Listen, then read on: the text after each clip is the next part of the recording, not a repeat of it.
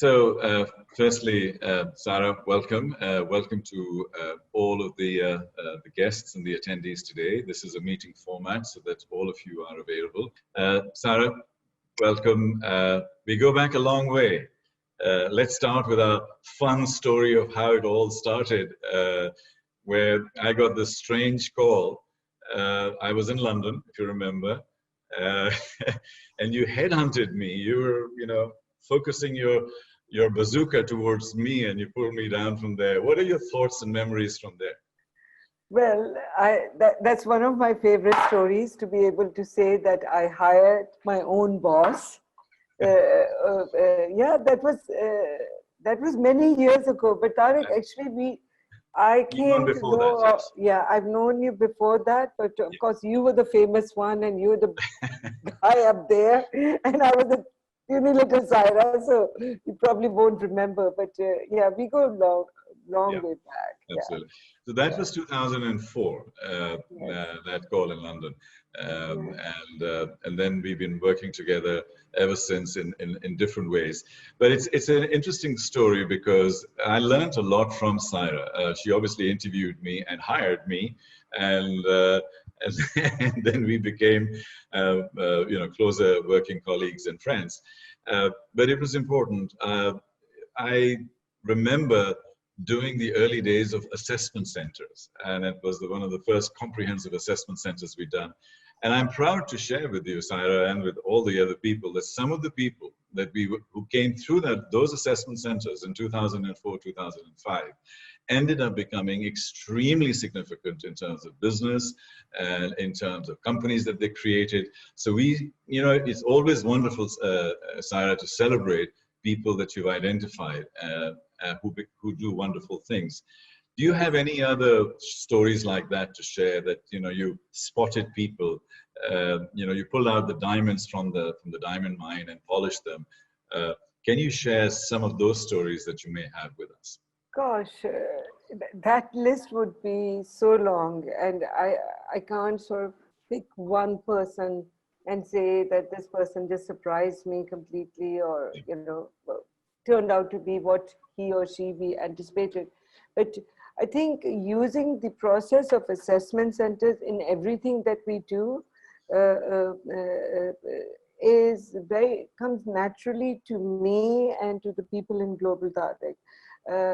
I've always said that I look for the person and not necessarily the resume or the skin or the background of the person, but it's really the essence of the individual.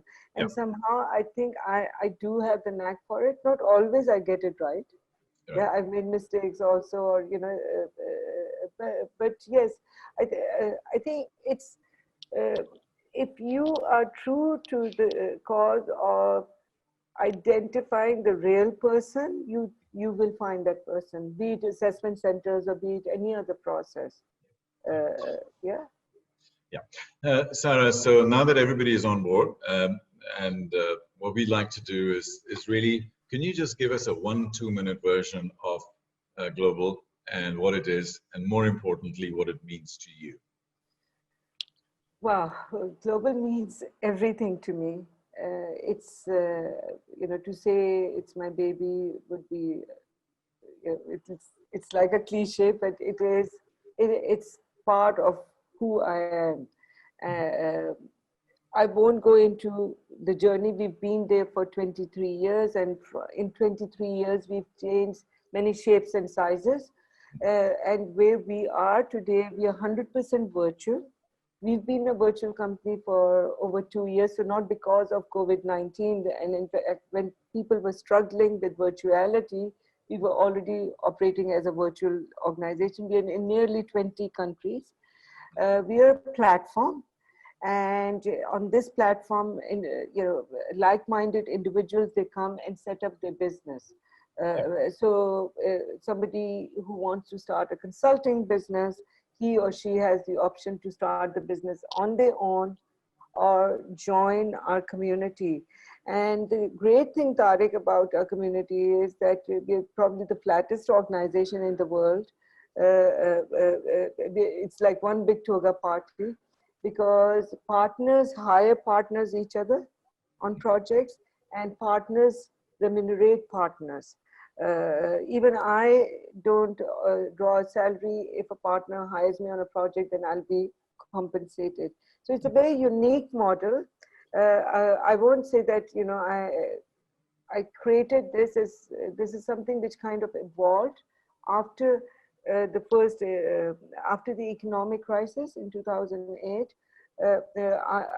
Till then, we operated as a traditional business.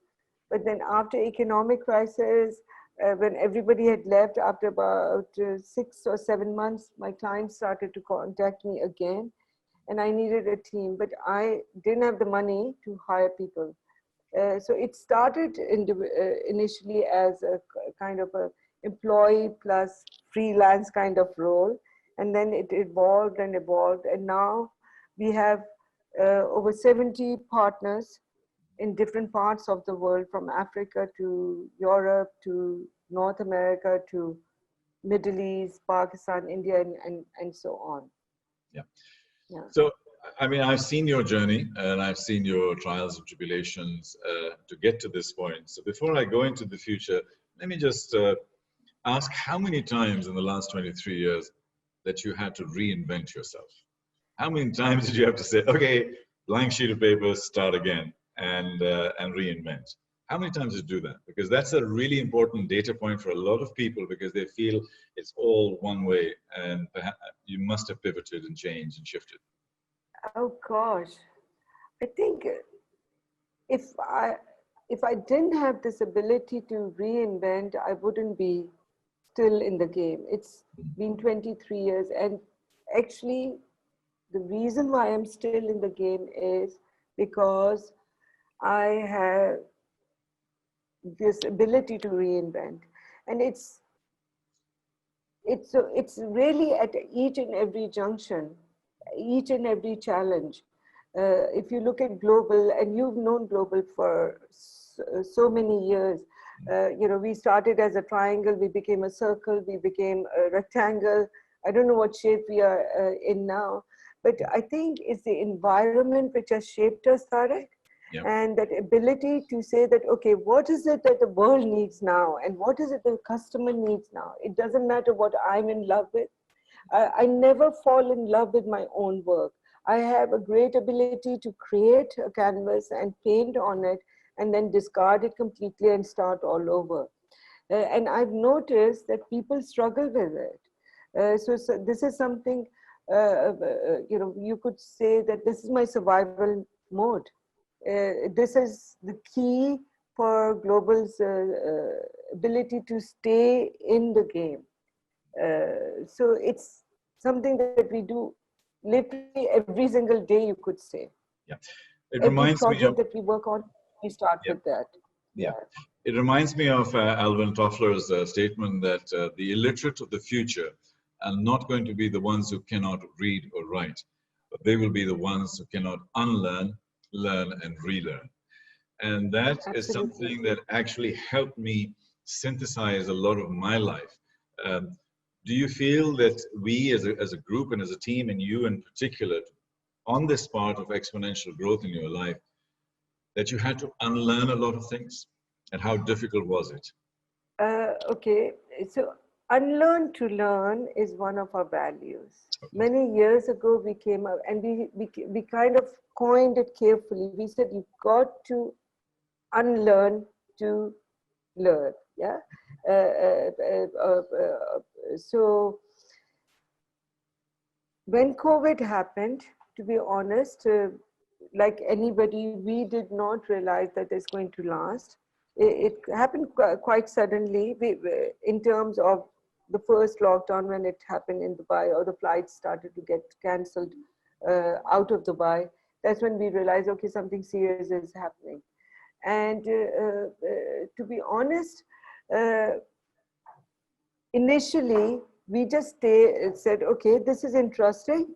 We are used to working online. Let's just continue. And we continued our pitches. In fact, I was probably one of the first people to write about how to work in a virtual environment. And we even posted a few video clips on YouTube.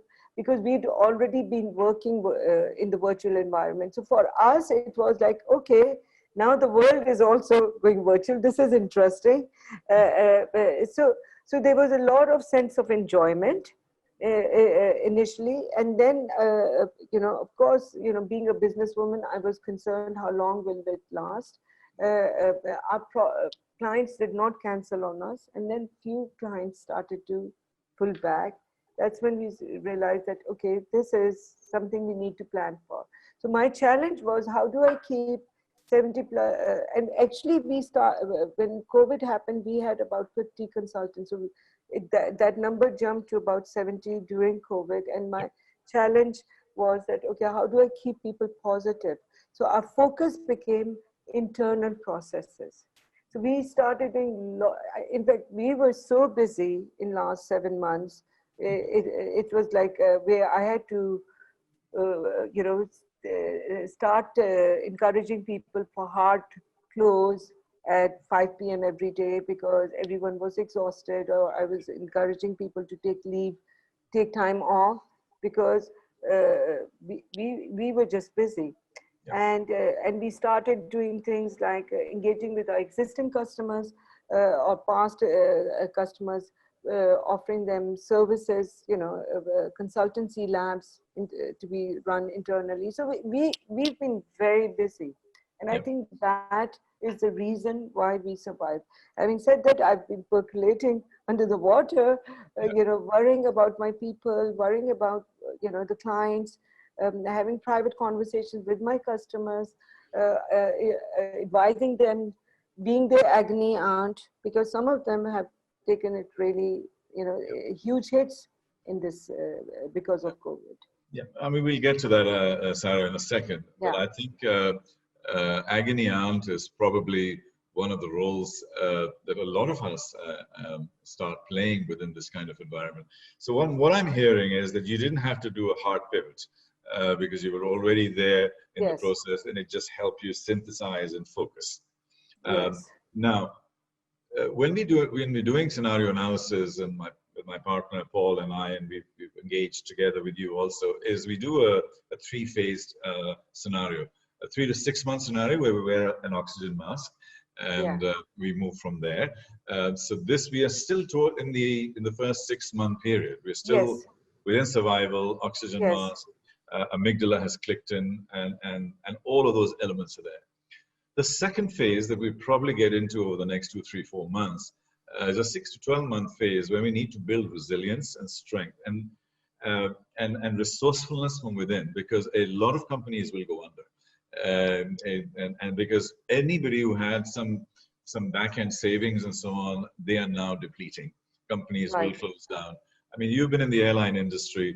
There are 880 airlines in the world, and by Christmas, 80% of them are going to go bankrupt or below 50% of where they are today. 80%. So we'll only be left with around 180 airlines globally. So when that kind of shift happens, the contagion is right across the board. So the context I'm developing here is that as an agony aunt, as a consultant, advisor, practical person, you'll be meeting a lot of people in the industry who are in the tourism industry, in the hotel industry, in the airline industry, and so on, and all of the contagions, the travel agencies, and all the other bits and pieces. As an agony aunt, what do you tell them during this first phase, and do you do the scenario analysis for them and break it down in a way that they can manage it? Tourism is one of our verticals, Tariq, okay, and it's been extremely concerning to see everything related to tourism come to standstill. So we've got clients in financial sector, tourism, healthcare is a big area for us, and so on. So for us, it's very straightforward.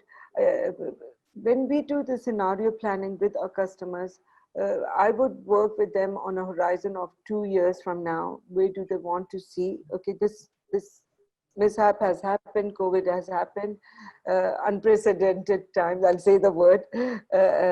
But where do we go from here?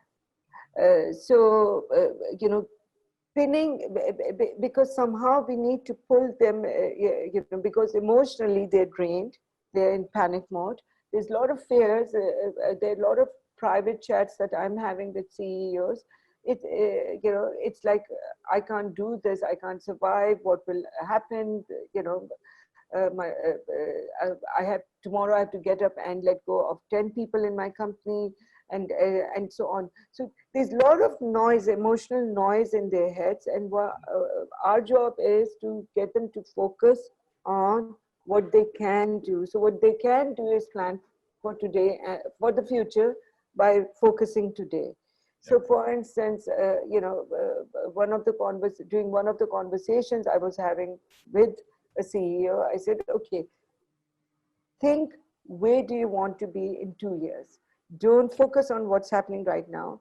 Okay, what do you see? So let's work our way backwards from there, and you know, so it's reverse engineering, because rather than so he said, okay, in 2 years' time, at least I want to make sure 2 of my offices are open. I will close the office down in Alain, and I'll close the office down in Sharjah, but I need to maintain the other 2 offices. So, okay, so what products do you want to work with, and so on. And that helped him to focus that, okay, how we can visualize success in the future. And then we worked our way backwards from there. We looked at what's happening today, what decisions he can make today in order to achieve the goal of maintaining 2 offices. Yeah. So this approach on getting them to focus into the future and then working their way backwards from there helps them to align their decisions into a goal, a specific goal, rather than making a reactive decision where they say, okay, I've got 200 people, I need to get rid of 50 people, but there's no linkage to the future goal. Yeah, it's more reactive. So this, I've noticed that when you link the decisions of today to what they need to see happen in the future, makes the whole process much more positive and rewarding even at times. Yeah. So if you had a pie of 100, what percentage of your work and in terms of importance would you give to mindset shift versus tool sets that you provide? I think if it was me, personally, I would spend at least 50% of time on the mind shift area, because if they don't have the right mindset, Tariq, even if you provide them the tools and the models and the processes, sooner or later they themselves will kill it. Yeah. Yeah. So for me, it's a crucial process. Especially with senior, since I end up working with senior executives a lot, you've got to get that mind shift. Yeah. Without that, I would challenge you. I would challenge you and say, and for me personally, it probably would be higher. Probably would be closer to 70 to 80%. If you can't fix where we are, then. So now let's look at some of your tool sets, because you are a practical person who delivers a lot of tangible outcomes, and that's one of your core values that you have, that you deliver stuff. What has been the most powerful, pivotal tool for you over the last 23 years that whenever you're in trouble, that's what you go to? Okay, so I think the most critical tool, if we're specifically talking about tool that we've used successfully in global, in everything that we do, you know very well what it is. Yes. The 4-letter word is called DISC. It's called DISC. For those of you who don't know what DISC is, it's a profiling tool. It's a personality or behavioral profiling tool, and we use it in everything that we do in global. It's a filter, it's a decision-making tool, it's a tool to bring about those mind shift changes. We use it internally. I use, I use it in my personal life also with my kids. I've used it. So it's a scientific way of looking at a person and helping them move from point A to point B, if need be. Yeah. So we use it for executive search, for consulting projects, for assessment centers, for leadership development. Now our verticals have expanded, so I see this being used for public sector purposes, digitization purposes, and putting a projects team together. This is absolutely critical. If you remember in ALEC, we used this to put the teams together, the right kind of personalities and so on. And very effectively so, if I may say so. As a full testimonial to you, I think the work that you did with the focus groups and with the Wiley disc analysis became an integral part of a lot of the decision making, and a great awareness that the company had in terms of their culture and the nature of people that they had. So it was very useful. I was actually building this thing up to a specific point I'd like to make, and that is during this COVID crisis, when you're talking to leaders, leaders who are struggling, leaders who are depressed, leaders who are feeling despair. So I always say that we have the pandemic of the virus, which is attacking our body, but we have loneliness, we have fear, we have despair, and the pandemic of disinformation and misinformation and too much information. Absolutely, yeah. And all of those come together and they start burdening the CEO. But my key question is, what kind of crisis centers or crisis suite of tools that we could have on the one side, and could we use the disc analysis and go back in there, and the kind of competencies and behavior sets that we need, which you are finding, which will be the most successful to get these people out? Because some of them will fall. Which ones will come through? I don't want to turn this into this session, but you're absolutely right. So if if I use the analogy of DISC itself, we need to now, at this point in time, stay focused. For instance, if I'm working with a CEO, or the competencies that companies need, or at individual level, Tariq, you could look at it, at any level. We need to remain focused. We need to remain calm. We need to become steady. We need to build a process of survival. So if you look at all this, these are a lot of, in this language, high C, high S behaviors. So if naturally I'm a driven person, result oriented, I'm action oriented, I like change, I need people and company, but now none of these behaviors will hold us together. So the good thing is that we can borrow behavior. So even if our personalities are wired to be with people and engage, enjoyment, and be out there, be social, the situation now requires us to borrow. I'm not saying change, borrow different kind of behaviors. So this helps us in bringing people's focus to what is needed right now. Without having to let go of who you are, we should bring about a shift which the situation requires. So moving forward rapidly, we've got another 10 minutes that we will talk, and then we'll start opening it up to Q&A. So people can start dropping some ideas. You've seen the flow of the questions, ladies and gentlemen. So any questions you have from Saira and myself.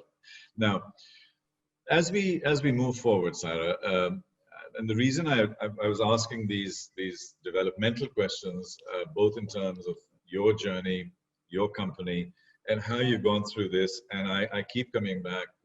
I see you as an exponential woman, and exponential means that you are constantly changing and doubling and finding new ways to do things. Now, what is your view? And I want to demystify this word. What is your view on failure? And how should everybody around in this team who is watching you look at the word failure? I think failure is so critical. in global, we celebrate failure. It's a very important part of learning. We have a very strong internship or junior consultants program. And the first thing we do is we throw them into the deep end, and we know they will fail, they will make mistakes. Making mistakes is good. For us, for me personally, failure is a crucial part of evolvement. So if you want to evolve to the next level, it's good. It's like a, God's correction system. So you need that. I know a lot of people right now, they've lost jobs, they've lost something or the other. There's a lot of sense of failure right now amongst our customers, just generally in the world. But this is fine, because those of us who will stay focused, we will meet each other on the other side. So it's about getting to the other side, but embracing failure, that, okay, I've failed, this is, what have I learned from it? And taking those learnings and applying them. The challenge or the frustrating part is we often fail, we do not learn. And I call those people elastics. They're like elastics, they just keep going back. No matter what you do, they just go back to the same thing. There's the same attitude, same behavior. So I think we all have ability to evolve and take ourselves to the next level. So my message to a lot of people who've lost jobs, especially, and who are going through this sense of failure right now, or that this is good, it's okay, because from here on, we can't get to a worse situation. There's no mistake we can make. In other words, we can only go up. So in the spirit of our collaboration and that we're working together, I'll share a story with you, and it could be the creation of a new product. I'm always for the new. Tell me. I teach at the Harvard Business School's Emerging Markets program. I've done it for the last 3 years, and I was asked how long should a resume be? And after discussion, everybody came to the conclusion, 1 page. So I'm sure everybody around this room probably would say 1 page. I said, no, 2 pages. And everybody looked at me totally shocked. 2 pages? Like, are you nuts? I mean, we want to keep it shorter. I said, no. So all of you, 81 people in the room, I said, you're all highly qualified, but you are now a commodity to me. A slightly better level commodity because you're in a Harvard Business School class, but you're just a commodity. I can't differentiate between you. So this side is your success CV, all the things that you have done and you succeeded at, your degrees, your qualifications, etc. Things that we all understand. The other side is your failure CV. What did you screw up at? What did you mess up at? What did you learn? Because what I want to hire are people with courage, humility, resilience, resourcefulness, heart, soul, spirit. And as we go forward, we need our failure CV. So this is really a good time to build a failure CV. So perhaps the joint product should be, yeah, we've got your risk analysis, we've got this, but I want to see your failure CV. And if you don't have 3 or 4 things on your failure CV, be careful, because they won't learn and they won't be resilient in this crisis. Yes. You'll find it really difficult to put this product together, because people are, I've noticed over the years, people are not ready, they're not comfortable in sharing their failures. I don't know why. I often start a coaching session or counseling session talking about something that I failed in. And my people, my team, I often talk about my failures more than things I've succeeded in, because that's where the gold nuggets are. All the learnings are in your failures, not necessarily on things that you've done well. That's fine. I'll give a little takeaway. There are called the 5 F's of failure. Fail fast, fail frequently, fail frugally, failure is not fatal, and always fail forward. And the 6th bonus one is failure is a good F word. So that's the way we can completely demystify failure, because this is how it works. And it is, and you're right, it is very difficult. But I think we need to start demystifying things, because failure is experimentation, it's learning, it's testing hypotheses, it's moving forward. And I think these are the kinds of things. Another very important thing, which is in this part of the world, and that's about family companies. You are the founder and the creator, uh, and I'm very proud and privileged to connect with your three wonderful children, who have seen them evolve and Both, develop yeah. and grow, and it's amazing. And so all of them are there, and in some way or the other, they are participating, contributing, and carving out their own future. Now, as the matriarch of this family organization that you have, what are the key elements that you feel you can learn, that you have learned from that, and how can it apply in corporate environments? Any insights that you might have, or should we also build partnerships in companies using some of your findings from it? Patriarch is a huge word, and to be honest, I've never seen my children any different from the rest of the people in global. Yeah. So it's very simple. Our commitment and loyalty is to global and to get it right. So there's no special treatment or that I dole down to my children. They've been blessed in many ways because they've always been there. Where global is concerned, doing the summer internships with global as kids and so on. So really, sometimes it's hard. It's not so much hard because Tariq, I don't know if you're aware, but I have also other close friends and relatives who work with global. Again, the rule is very simple. Can this person bring a value? If they can bring a value, they're there. Yeah. If they cannot bring a value, they'll not be there. And will global bring value to them? So if these individuals are open to learning, open to embrace global's values, sets of values, then they will survive within global. If they cannot harness global's values, they will not make it to the other side. Yeah. So my loyalty is to the values of global, and of course there's a lot of side discussions, coaching, counseling I may have to do with somebody or the other within my close connections to create alignment. Sometimes it's hard work, sometimes it's very difficult, but it's an ongoing process. So it's not something that you ever arrive at. Yeah. So a quick remark rather than a detailed question, because it's a whole discussion in itself, and that is succession in family companies.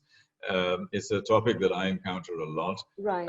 First generation people like you and I who came in, we came in with very little in our back pocket and so on, and then we have to work and deliver from that. So there are lots of millionaires and billionaires in our region that have been created, but their kids are now born in a more privileged environment and a more comfortable environment. So what are the values that are coming? But that's for another session. But I think succession in family companies and succession within organizations and learnings from yours would be a very interesting thing to be discussing in the future. Now, the topic of this whole session is about you being an exponential woman, you being an exponential business person. You have created and gone through these trials and tribulations. You've created a great company, and you now have 75 consultants. My question is, what have you done in terms of structuring and creation of this platform to then make it 750 and in 10x it, and then 10x it again into 7,500, and then 750,000? You just keep adding a zero every 2-3 years. Have you thought of it like that? Because the world is moving in that way. They're not moving from 75 to 85 to 95. They're going from 75, 150, 300, 600. So the world is moving in double steps. Have you thought about that at a conscious or a subconscious level, that that's potentially the rate you might need to grow at? Okay, the rate of growth I will be very careful with. I'm extremely conservative. I've always appreciated being small and being able to be a small organization. I always say we're Mickey Mouse size of an organization. However, our clients think we're huge because we create huge outcomes for them. So I wouldn't sacrifice growth, so equality in, in favor of growth. So I've never really thought that, okay, we will become 750 or 7,000 and so on, because whatever we need, it needs to be sustainable. And for me, every partner that we bring on board is a stepping stone towards something great. Of course, our model is more the merrier, because the more partners we have, the more opportunities we have, the more financial success we will have. However, our growth has been organic, and all the partners who work with Global have been literally been handpicked by me or somebody or the other. So there is no process where anybody can just apply and become part of Global. We don't have that. Yes, so because we, as one of my sons says, we need to bring like-minded people into the organization, people who really think like us. And yesterday I was saying, some of my partners surprised me before yesterday, and they all, quite a few of them were here, and we were talking about the type of company we are, and I was saying, you need to be a little weird to be part of Global. Sure. There needs to be a bit of weirdness. Now, this weirdness, Tariq, you'd be surprised, you don't find often. But I'll qualify immediately. Yeah, you'll qualify. Yeah, absolutely. So it's very hard to find, because but now after COVID, maybe it'll change, because people were used to linear jobs, 9 to 5 career paths. So in our organization, they come and set up their business. There is no career path. There's growth of the business, but there's no career path per se. It's not linear. It's very fluid. And this fluidness is not easy for some people. Yeah. So you are using a key word here, linear. A lot of people are thinking linear, trying to come out with this problem in a linear fashion. We're talking exponential. A quick example is TED versus TEDx. So TED is the mother company and the mothership and does 10 events a year, but TEDx does 10,000 events a year. And what they've done is created a format and a formula and then got it out there, and that is how they become a global brand. Right. And there are many models that we can look at as we get a lot of technological tools and so on, and expansion can be accelerated massively depending on the value structures that you bring in. But that's, again, we can do a deep dive into that as we go forward. Now, Saira, we've discussed elements of your company. We've looked at specific details, tool sets, methodologies, mindsets. Let's say that today is your 100th birthday. And we've come to celebrate your 100th birthday. And we're all here. And what will we be saying about Saira? What has she achieved? What has she done? And what is the legacy that she has built? This is not for me to say. Just 2 days ago, there was a thread actually around the Xponential session that people had started running on Slack in Global, and they were saying all these cute things about me. I think if it's my 100th birthday, it's what I'm looking at is more important than what people are saying about me.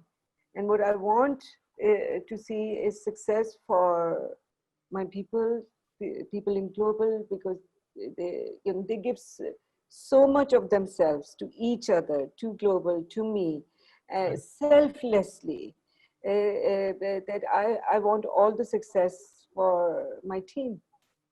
And when I say success, that means they're thriving. It's not just financial success. They're thriving. They're at peace. They're joyful. They're enjoying. They're having fun with what they're doing. That's so important. That they're having a blast. That's important. So let me go through a couple of minutes of what I would call rapid questions. So I'll ask you quick questions. Give me 1 word, 2 words, 1 phrase answers. How would you like to describe yourself? One quick sentence.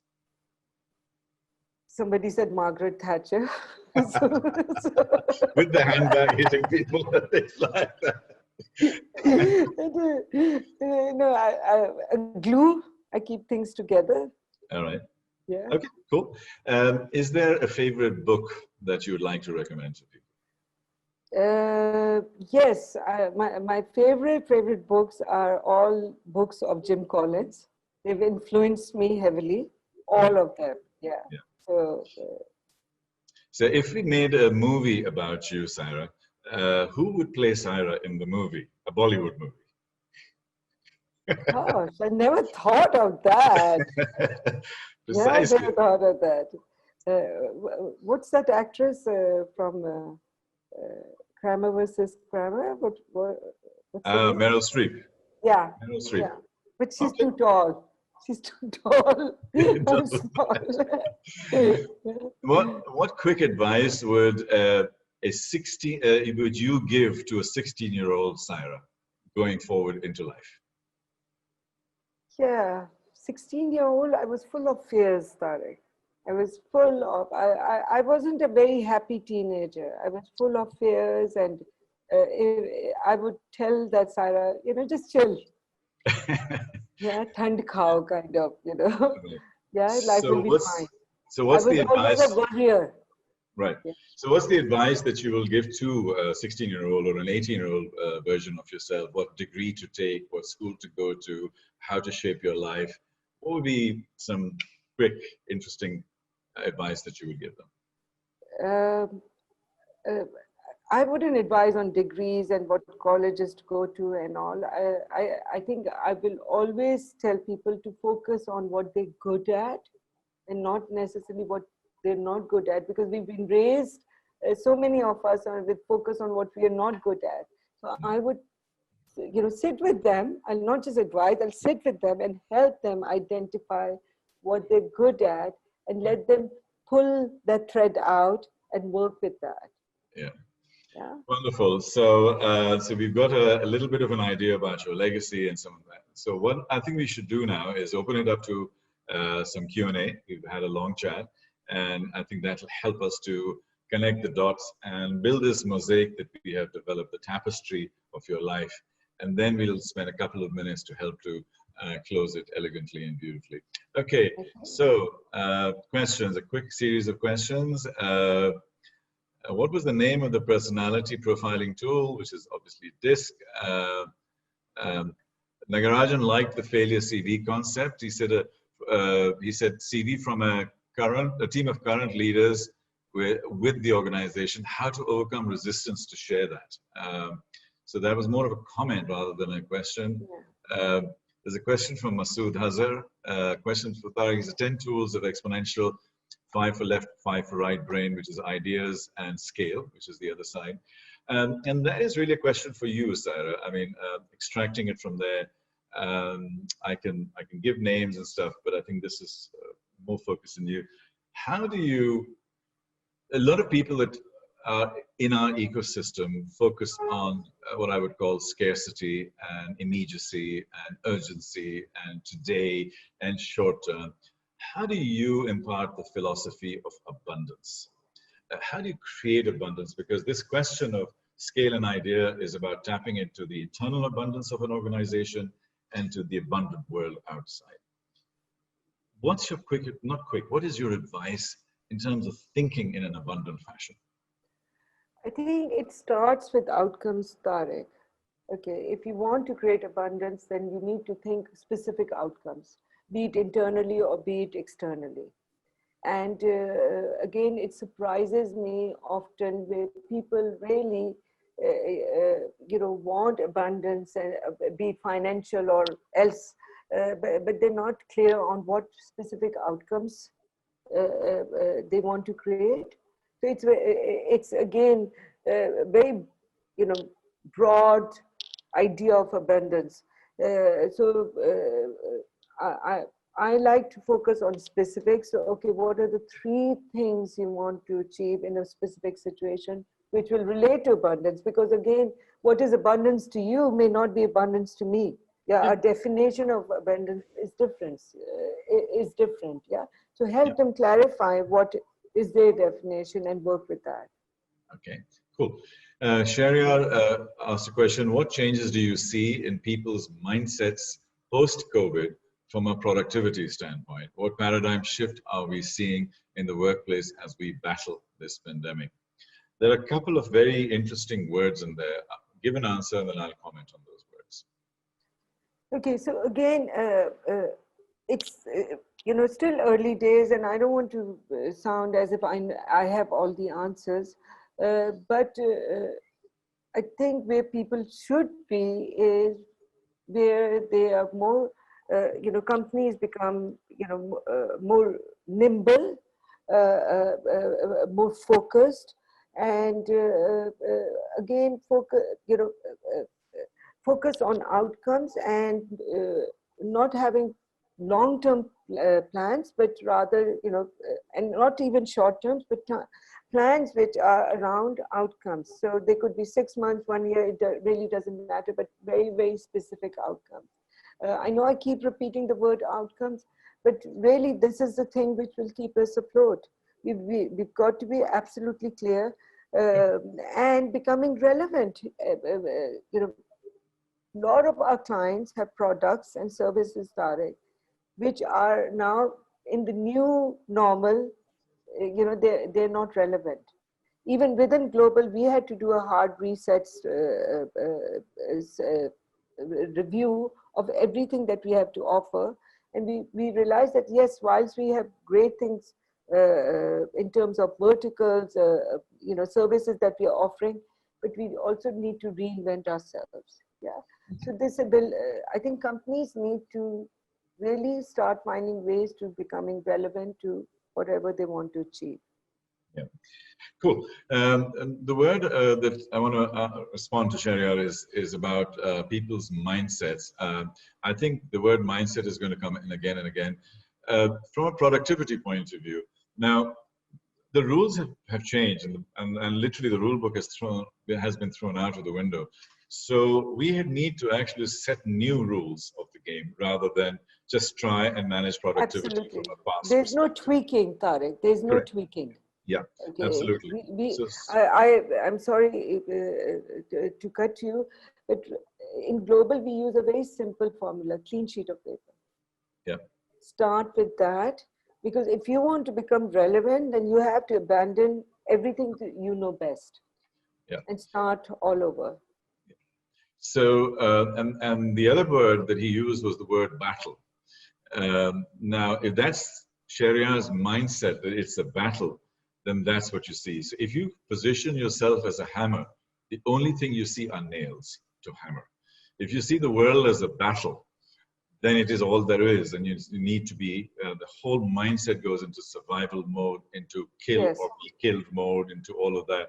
So the messaging that we need to give to our brain is slightly more that it allows us to grow rather than just fight. So just a little bit of coaching point.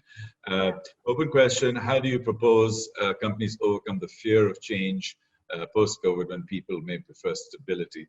Well, people may prefer a lot of things. My answer, I think the concept of stability is toast.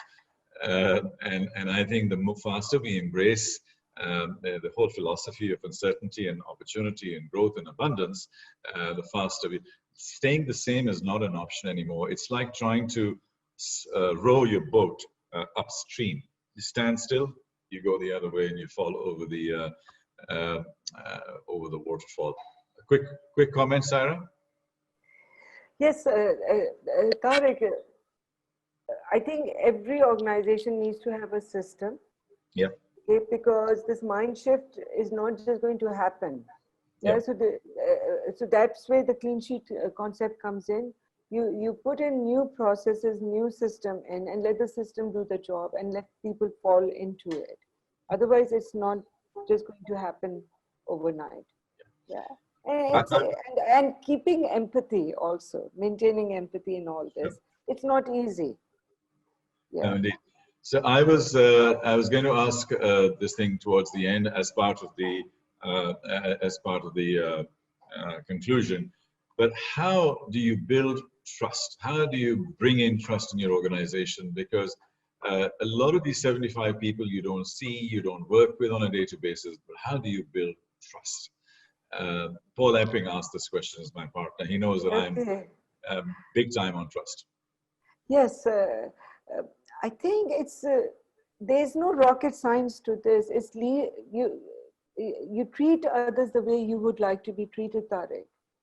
And I think that when you're in a position that I am in, you know, I'm being watched a lot, and I'm very aware of that.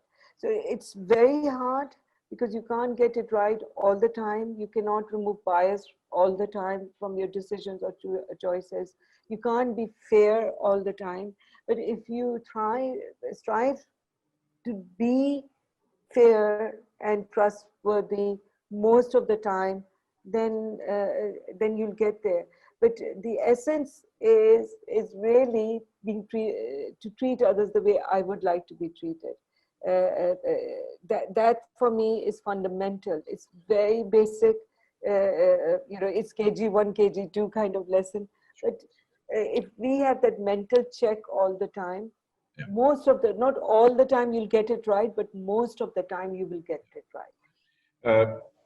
I do a lot of work on trust, and one of the ways I decide is the bridge between the certain and the uncertain. That bridge is based around trust, and there are different types of trust. And one of them is more practical and transactional, and the other is much more emotional. And how we build that is going to decide our future. So I think, and it's a very important part of our future. Yekta asked the question: how would you apply design thinking into your individual career planning?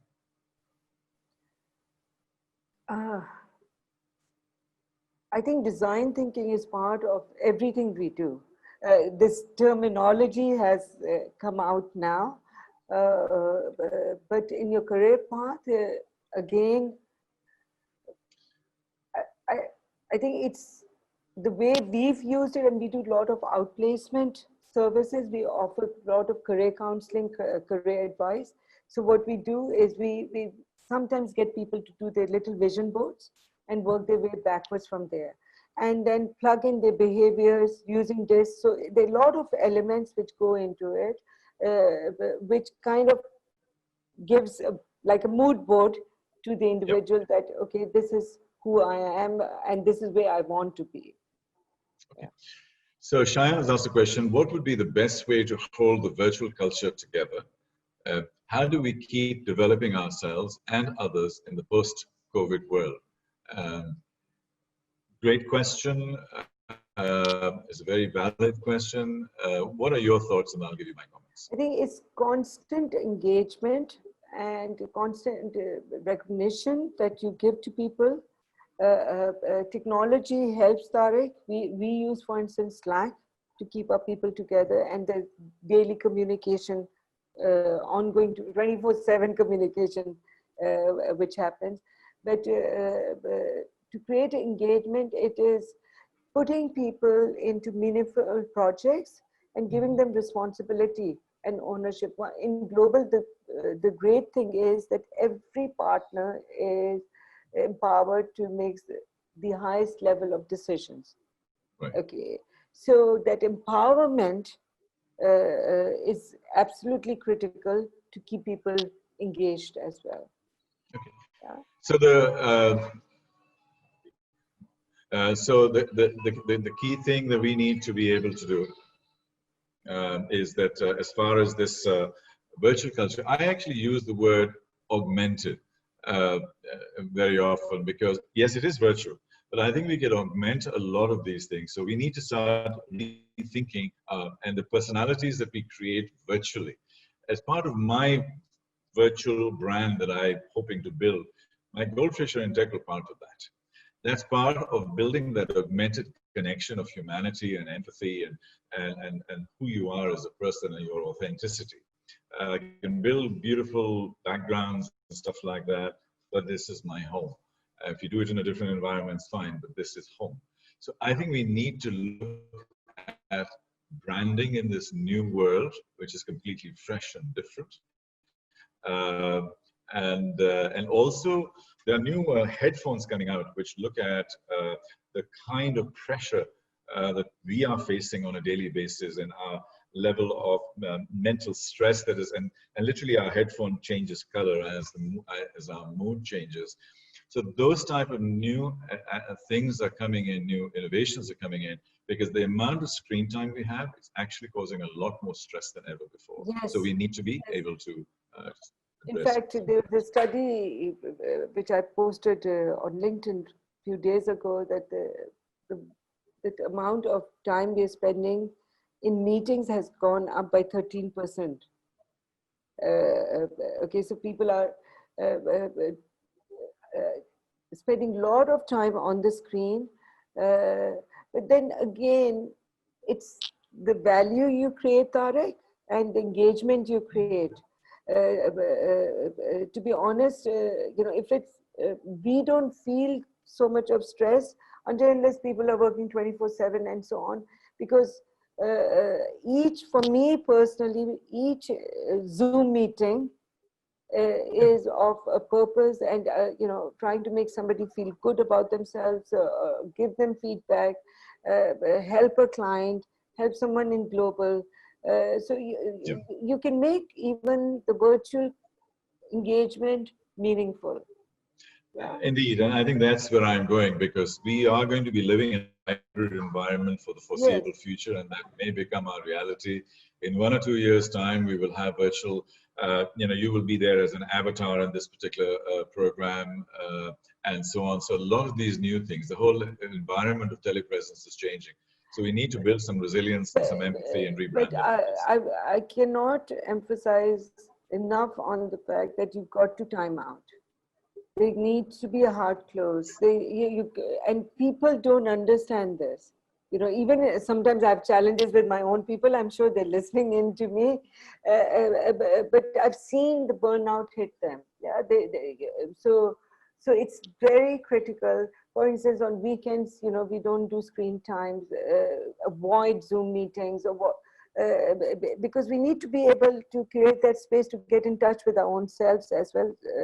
Tarek, go for a walk, go for a jog, spend time with your dogs, your family, watch Netflix, whatever you want to do, but not Zoom meetings. Yeah, it's very important. So you're absolutely right. I humbly submit that I have not managed to conquer this yet. So I am part of the problem in this particular. Now we've crossed the top of the hour. I'll just quickly read some of the questions, and if there's something burning. How do we bind sustainability with exponential growth? Good question. What's your take on young leaders and experience in general, or something young leaders should keep in mind or learn something from you, from that kind of experience? And a question for Saira: how do you need to conduct yourself when working professionally with loved ones? What's different between working with them and working with others? This is from Zara. Interesting point. How do you differentiate? How can you compartmentalize your brain into loved ones in a business environment? Actually, the loved ones it's a lot more harder for them, because my expectations are higher, and they get beaten up a lot, Zara, you know that. And it's I think I have ability to love everyone in global. And, I think you have to be genuinely open to people and find in you that, that compassion for each and every person. Everyone, Tarek, is going through a challenge or the other. Everyone has got monkeys on their shoulders, as we say. Yeah, I think we need to have that ability to see the monkeys on their shoulders. Yeah, keep a bar of empathy, be it my own loved ones or somebody else. Sometimes people upset me, but it's very frustrating for me, because I can still see why they are doing what they're doing. So getting your level, your own filter, mental filter to that level, to be able to see beyond those relationships. Yeah, loved ones are there, but at the end of the day, loyalty is to our collective work. Yeah. Indeed. So last couple of questions, and we'll start wrapping up. One of them is, what are the top 5 things you would advise CEOs to focus on to climb out of the pandemic trench. Interesting selection of words. Again, very warlike trenches. So that's part of the mindset. We'll get to that. Paul Epping, my partner, again says, unless work is connected with your purpose, you can just go on forever. And then, you know, you can connect with us and we can share exactly how we do it. Yeah. Neeraj said, what's the secret to be able to attract literally global talent to work with? And where does global want to be in 5 years' time? Which is actually one of my final questions that I wanted to talk about. Now, before we go in for a close, Saira will have a couple of minutes to close. Is there anybody in the audience who would like, you can come on video if you like, and I'll unmute you. Do you want to ask Saira a question directly? Do you want to say something to her? Say how lovable she is? Whatever. Is there anybody? Just raise the hand and I'll be able to introduce you. Everybody is shocked and overimpressed and inspired, Saira. So, no. All right. So, you know, the question there, or what are the 5 things? You give your 5 things, I'll give my 5 things, and we wrap up with that. Okay. So for me, it is, if I'm speaking to a CEO, focus on outcomes, make your business relevant, relook at your processes, make them, again, the processes need to be relevant to your offerings. Create a team of talented people, listen to them. Yeah, so creating the team on is not enough. Listen to your people as well. That's it. Okay, so I'll give you my 5. My 5, number 1 is we are living in an exponential world, so we need to think exponentially. So linear versus exponential. Anything you can do to learn, to read, to go there, think exponential, work on exponential. It's tough because our brain doesn't think like that. The second thing is scarcity versus abundance. Have an abundance mindset, because yes, there are 5 industries that are coming down, but there are 20 industries that are coming up. E-commerce is massively growing, education is growing, telepresence, touchless technology, supply chain management, vertical farming, healthcare, everything is absolutely exploding. So there are huge opportunities out there. So think abundance, you'll find it. Begin with the future in mind, which you keep talking about. Massive transformative purposes. We need to be able to go back and sit down and define an MTP. And it's the most difficult time to do it during a crisis, but that's precisely the time you need to do it. And this is the time for courage and resilience and inner resilience that we have. And the last 5th point is to have the 70-20-10 rule, and that's 70% of your time on your core business. Strengthen that, make that happen. 20% of the time, expand your business. And 10% of the time, just sit on Jumeirah Beach or somewhere and blue sky thinking. And that is where the best ideas will come. The best ideas we get in the shower or just walking in the park. That's where you're going to get them, and that's where the solutions are. And we've been talking about mindsets and tool sets and so on. My final thing is that we need to be more human. We need to work in our business, which is much more experiential, behavioral, contextual, and human. And we keep forgetting that. So all of the things that make us more human are the things that we need to develop, because everything else will go to technology. And I think this is going back to foundational principles, going back to basics, and becoming more and more human. That, in my opinion, is where our future actually lies. So Saira, before we ask you for your final statement, you know, that we as Xponential are collaborating closely with Saira, so a little plug on that.